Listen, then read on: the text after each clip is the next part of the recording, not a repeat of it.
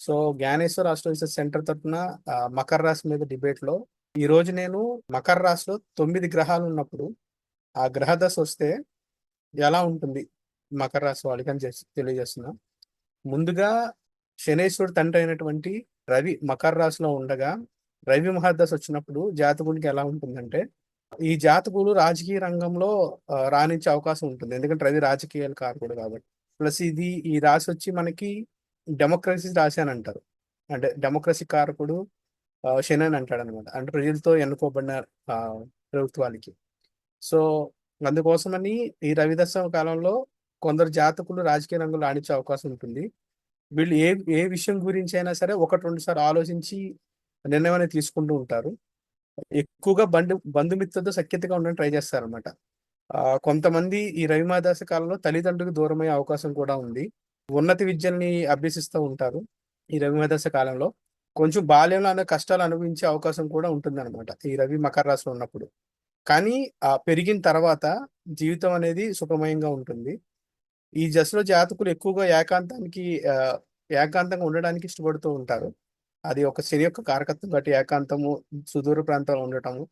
So వీళ్ళు శాస్త్రాధ్యయనంలో కూడా ఆసక్తి కనిపిస్తూ ఉంటారు. దైవభక్తి అనేది ఎక్కువగా కనబడుతూ ఉంటారు అనమాట. అలాగే జ్యోతిష్యం కనుక వీళ్ళు చేస్తే కనుక ఈ రవిమా దశలో జ్యోతిష్యంలో మంత్రం మీద కానీ, యంత్రం మీద కానీ, తంత్రాల మీద కానీ అధ్యయనం చేయాలనిపిస్తుంది. ఒకవేళ చేసినా కూడా విజయం సాధిస్తూ ఉంటారు. అలాగే శత్రువు మీద విజయం సాధించడం కూడా జరుగుతూ ఉంటుంది. అలాగే ఈ మకర రాశి మీద ఉన్న రవిగ్రహం మీద శుభగ్రహ దృష్టి ఉన్నా, లేదంటే శుభగ్రహ యొక్క కలయిక ఉన్నా కూడా ఈ మకర రాశి వాళ్ళకి ఇది రాజయోగ దశ కింద జరుగుతుంది అనమాట. అలాగే మకర రాశి వాళ్ళకి మకరంలో చంద్రుండగా చంద్ర మహాదశ కాలంలో ఎలా ఉంటుందంటే చంద్రు కారకత్వం ఏంటంటే మనకి మాతృ మాతృకారకుడు అని అంటారు అనమాట. అంటే ఈ చంద్ర మహాదశ కాలంలో మకర రాశి వాళ్ళకి ఎక్కువగా మాతృ సౌఖ్యం ఉంటుంది. తండ్రి సహకారం మాత్రం అంతగా లభించదనే చెప్పాలి. వీళ్ళు సూక్ష్మ బుద్ధి గలవారుగా ఉంటారనమాట ఈ చంద్ర మహాదశలో. అంటే ప్రతిదీ కూడా మైన్యూట్ లెవెల్లో టెస్ట్ చేసి కానీ ఒక నిర్ణయానికి రారు. సంస్కృతి సాంప్రదాయాల పట్ల విశేష శ్రద్ధ కనిపిస్తారు. ఆ సంస్కృతుల్ని ఎక్కువగా పాటిస్తూ ఉంటారు అన్నమాట ఈ చంద్రమాన దశలో. దేశ విదేశాల్లో సంచరించి కొంతమంది ఖ్యాతి గటిస్తుంటారు అనమాట. అంటే వాళ్ళకు ఉన్న ప్రతిభని దేశ విదేశాల్లో చాటి చెప్పి అక్కడ పేరుని చేస్తూ ఉంటారు. వివిధ వ్యాపకాల ద్వారా ధనాదాయం కల్పిస్తూ ఉంటుంది. అంటే వీళ్ళ హాబీసే వీళ్ళకి ఒక రకంగా ధనాదాయాన్ని చంద్రమ దశలో కలిగిస్తూ ఉంటాయి. చేపట్టిన కార్యాల్లో విజయం వరిస్తూ ఉంటుంది. వీడికి పుత్ర సంతానం ఈ చంద్రమా దశలో పుత్ర సంతానం వల్ల కీర్తి పెరుగుతుంది అనమాట. ఉన్నత విద్యల్ని అభ్యసించడానికి ఈ చంద్రమా దశ బాగా ఉపయోగపడుతుంది. సోదర సహకారం లభిస్తుంది. ఆకర్షణీయ రూపము ఈ చంద్రమహాదశలో ఉంటుంది అనమాట. అలాగే ఈ చంద్రమహాదశలో ఎక్కువగా స్థిరాస్తులు కూడబెట్టడం ట్రై చేస్తారు. ఆయురారోగ్యాలతో వృద్ధి చెందుతూ ఉంటారు అనమాట ఈ దశ జరుగుతున్నంత కాలం. ఈ దశలో చంద్రుడిపై ఎక్కువ అశుభ దృష్టి కానీ కలిగి ఉంటే గనక, లేదంటే చంద్రుడు అస్తంగంతో పొందినా కూడా మాతృ సౌఖ్యానికి నష్టం కలుగుతుంది. అంటే మాతృ దేవత దూరమయ్యే అవకాశం ఉంటుంది. చేపట్టిన కార్యాల్లో కొన్ని ఇబ్బందులు అనేది కలిగి ధన నష్టం పొందడం కూడా జరుగుతుంది అనమాట. ఈ చంద్రుడు కనుక పాడైతే ఉన్నత విద్యని అభ్యసించలేరు. వాహన ప్రమాదాలకి సూచిస్తూ ఉంటుంది ఈ చంద్ర మహర్దశ. అలాగే మకర రాశిలో కుజుడుండగా కుజ మహర్దశ ఉంటే వీళ్ళు ఎక్కువగా అనాథల్ని చేరదీస్తూ ఉంటారు అన్నమాట ఈ కుజ మహర్దశలో. పెద్దలంటే గౌరవం ఉంటుంది. తల్లిదండ్రులు సేవించాలి అనేది మెయిన్ మోటాగా ఉంటుంది అనేది. ఎందుకంటే మన కుజుడు అంటే రక్షిస్తూ ఉంటుంటాడు. ఈ మకర రాశిలో కుజుడున్న కుజుమదశ అంటే తల్లిదండ్రులను సేవించాలని, వాళ్ళు రక్షించాలని అనుకుంటూ ఉంటారు. గుప్త దానాలు అధికంగా చేస్తూ ఉంటారు. వీరు చేసిన దానాన్ని చెప్పరు. వీరికి ఆత్మవిశ్వాసం మెండుగా ఉంటుంది. స్వయం కృషితో ఎదగడానికి ప్రయత్నిస్తూ ఉంటారు ఈ కుజమహర్ దశలో. సామాన్య స్థితి నుంచి అసామాన్య ఎదుగుతూ ఉంటారు. సంఘంలో ఉన్నత స్థాయి పదవులను అలంకరిస్తారు. జాతకుడు చేపట్టిన పనుల్లో విజయం అనేది వరిస్తూ ఉంటుంది ఈ కుజమహదశ కాలంలో. పట్టుదలతో వ్యవహరించి ఆటంకాలు అధిగమించును. ఈ జాతకులు ధన సంపాదనలు కూడబెట్టుకోవడానికి ఈ కుజమహర్దశ బాగా ఉపయోగపడుతుంది అనమాట. వీళ్ళు పరోపకార స్వభావాలు కాబట్టి ఎక్కువగా స్నేహితులకు కానీ పరులకు కానీ విందు వినోదాలు ఇవ్వటంలో కానీ విందు వినోదాల్లో పాల్గొనడం కానీ చురుకుగా పాల్గొనడం జరుగుతుంటుంది. ఆ ఎక్కువ మంది కుజమార దశలో ప్రభుత్వ ఉద్యోగాలు పొందడం అనేది జరుగుతుంటుంది అనమాట. నెక్స్ట్ ఆ మకర రాశిలో బుధుడు ఉండంగా బుధమార దశ కనుక వస్తే ఆ మకర రాశికి బుధుడు ఆ, మకర రాశి అధిపతి శనికి బుధుడు మంచి మిత్రుడు అనమాట. సో ఈ బుధమార దశ కాలం అనేది మకర రాశి వాళ్ళకి దాదాపుగా కలిసి వస్తుంది. ఆ వీరికి ఆ బుధమార దశలో మకర రాశిలో బుధుడుండంగా వచ్చే బుధమార దశలో అధికార ప్రాప్తి చాలా సులువుగా జరుగుతుంది అనమాట. అంటే తక్కువ ఎఫర్ట్ పెడితేనే అధికార ప్రాప్తి అనేది జరుగుతుంది, తక్కువ ఎఫర్ట్ తో కూడా. వివిధ మార్గాల్లో ధనాదాయం కలిగి ఉంటుంది. బుధుడు గణితానికి కారకత్వం కాబట్టి గణిత సంబంధ అంశాల్లో తెలివితేటలు ప్రదర్శిస్తూ ఉంటారు. వీరికి మేధాశక్తి అమోఘంగా ఉంటుంది. ఆ ఈ జాతకులు శాస్త్రజ్ఞులు అయితే గనక, సైంటిస్టులు అయితే గనక ఈ బుధ మహర్దశలో ఒక నూతన విషయాన్ని తప్పకుండా పరిశీలించి కనిపెడతారన్నమాట. ఈ జాతకులు కుటుంబ సభ్యుల సౌఖ్యం గురించి కానీ సంక్షేమం గురించి పాటుపడుతూ ఉంటారు. ఈ బుధ మహర్దశలో చేపట్టిన ప్రతిష్టాత్మక పనులు ఏదైనా సరే విజయం అనేది కొనసాగుతుంది అనమాట. అంటే ప్రాజెక్ట్స్ తీసుకున్న, ఏదైనా ఒక ప్రతిష్టాత్మకమైన పని ఏదైనా తీసుకున్న వీళ్ళకి విజయం అనేది వరిస్తూ ఉంటుంది. ఎక్కువగా వీళ్ళు కార్యనిర్వహణ దక్షత కలిగి ఉంటారు. ప్లస్ లౌకిక జ్ఞానం కలిగి ఉండటం వల్ల ఈ బుధమహార దశ కాలంలో ఆ, జాతకులు రాణించడానికి మంచి అవకాశం అనేది ఉంటుంది. అలాగే మకర రాశిలో గురుడు ఉండంగా గురుమార దశ కనుక ఆ, వస్తే జాతకులకి ఎలా ఉంటుందంటే ఆ, జాతకుడు తాను నమ్మిన సిద్ధాంతాన్ని ఉన్నతమైనదిగా భావిస్తూ ఉంటాడు. దానికోసం ఆ ఎంతమందితోనే మాట్లాడతాడు అనమాట. అంటే ఆ డిబేట్ ఎదుర్కోవడానికి రెడీగా ఉంటాడు. ఈ గురు మహాదశ కాలంలో పదవీ వ్యామోహం అనేది ఎక్కువగా ఉంటుంది. కుటుంబ బాధ్యతలను నిర్లక్ష్యం చేసి మరియు కూడా వీళ్ళు ఈ పదవీ వ్యామోహంగా పడుతూ ఉంటారు. అక్రమ మార్గాల ద్వారా ధనార్జన చేయడానికి అవకాశం ఉంది గురుమార దశలో. సంకుచిత స్వభావం కలవారు అవుతూ ఉంటారు. శత్రువులు చేసే కొన్ని చర్యల మూలంగా వీళ్ళు జైలు జీవితాన్ని అనుభవించాల్సి వస్తుంది. అంటే వీళ్ళ శత్రువులను వెళ్ళి గురుమార దశ కాలంలో ఇబ్బంది పెట్టే అవకాశం ఉందన్నమాట.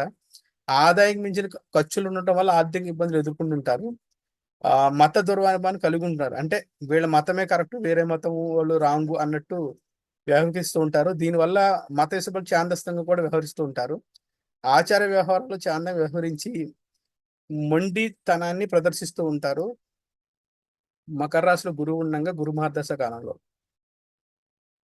ఇంకా మకర రాశిలో శుక్రుడు ఉండి శుక్ర మహాదశ వస్తే ఎలా ఉంటుందంటే ఈ శుక్రుడు కూడా ఈ మకర రాశి అధిపతి శనికి మిత్రుడే.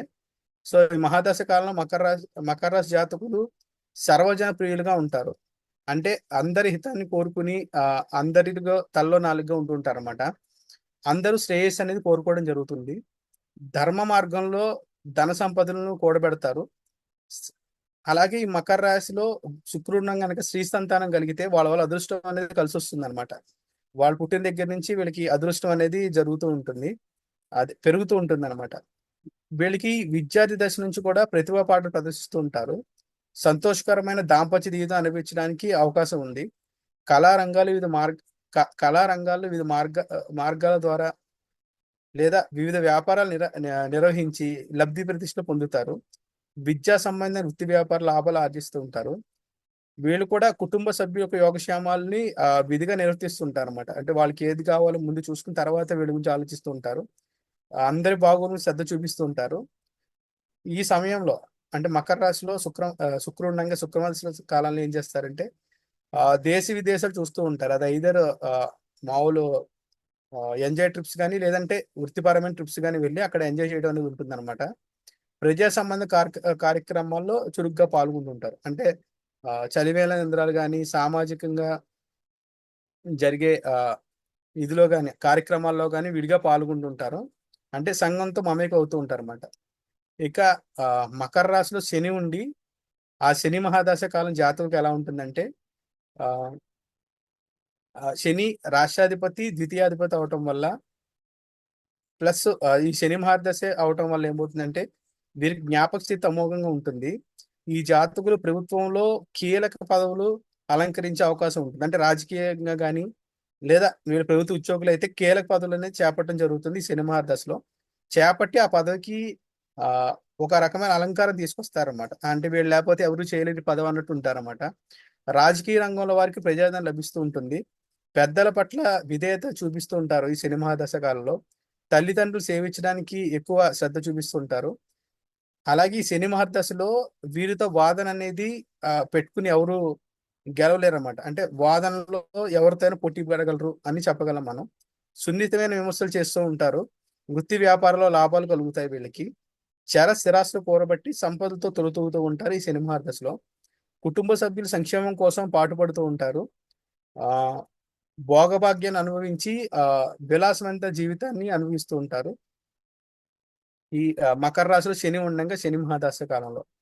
ఇంకా శని మకర రాశిలో రాహు ఉండి రాహు దశ వస్తే ఎలా ఉంటుంది అనేది. శనివత్ రాహు అని అంటారు అనమాట. అంటే రాహునే శని లక్షణాలు ఉంటాయని చెప్తూ ఉంటారు. సో ఈ రాహు మహాదశ కాలంలో జాతకులకి ఎలా ఉంటుందంటే, ఈ జాతకులు ఐశ్వర్యవంతులు అవుతూ ఉంటారు అనమాట. జాతకులు అలంకార ప్రియమైన వస్త్రాలు ధరించడం పాటు సుగంధ ద్రవ్యాలను ఉపయోగిస్తూ ఉంటారు. అంటే వీళ్ళ డ్రెస్సెస్ అన్ని కూడా డిఫరెంట్ గా ఉంటాయి. రాహులాగా ఎవరో వాడని వస్తువులు కానీ వాడటము, ఆ బ్రాండెడ్ వస్తువులు వాడటము, సుగంధ ద్రవ్యాలు కూడా మంచి బ్రాండ్ వాడు జరుగుతుంది. ఈ రాహు మహాదశకాలు ప్రయాణం చేయాలంటే ఎక్కువ మక్కువ చూపిస్తుంటారు.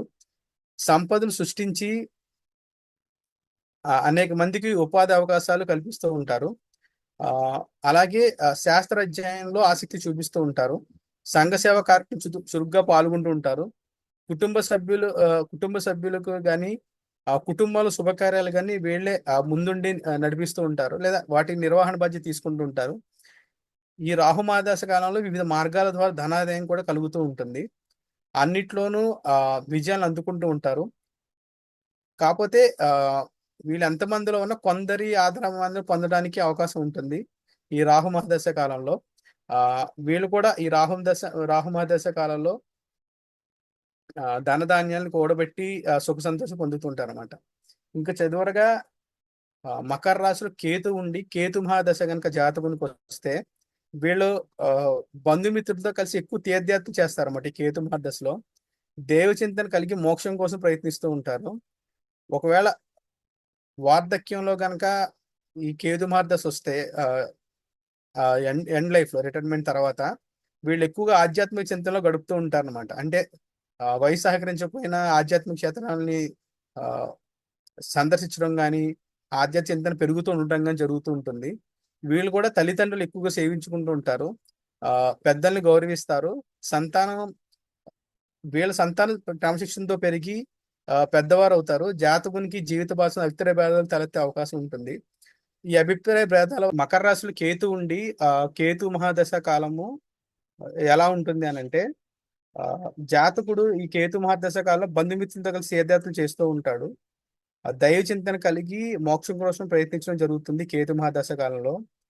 అలాగే ఈ కేతు మహాదశ కనుక జీవిత చరమాంకంలో వచ్చిన వార్ధక్యంలో వస్తే ఆధ్యాత్మిక చింతన అనేది పెరుగుతూ ఉంటుంది అనమాట ఈ కేతు మహాదశ కాలంలో. తల్లిదండ్రులు సేవించుకుంటారు. పెద్దలకి గౌరవించుకోవడం జరుగుతుంది. వీళ్ళ సంతానం క్రమశిక్షణతో పెరిగి పెద్దవారు అవుతారు. వీళ్ళకి పేరు ప్రతిష్టను కూడా తీసుకొస్తారు. జాతకుని జీవిత భాగస్వామ్యంతో భేదాభిప్రాయం తలెత్తి ఆ భేదాభిప్రాయాల వల్ల వీళ్ళు అప్రతిష్ట పాలవడం జరుగుతూ ఉంటుంది అనమాట. అక్రమ మార్గాల్లో ధనరాబడి కలిగి ఉంటారు. త్యాగభావంతో సంఘ సేవ కార్యక్రమంలో పాల్గొని మంచి పేరు గడి జరుగుతుంది ఈ కేతు మహాదశ కాలంలో. అంటే మకరంలో కేతు ఉండగా కేతు మహాదశ కాలంలో. ఇది 9 గ్రహాలు మకర ఉండి ఆ దశాకాలాలు వచ్చినప్పుడు జాతకునికి వచ్చే ఫలితాలు. Thank you Sudhakar sir.